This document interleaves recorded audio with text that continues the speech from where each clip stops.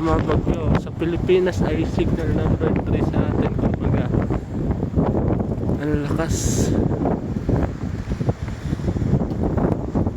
Pupunta sana kami ng grocery, wag na lang. Ang dilim.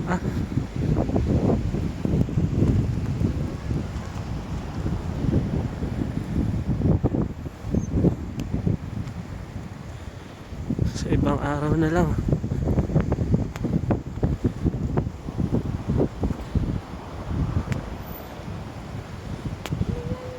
Lakas saya.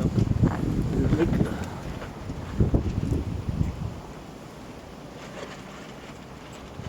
Zero visibility.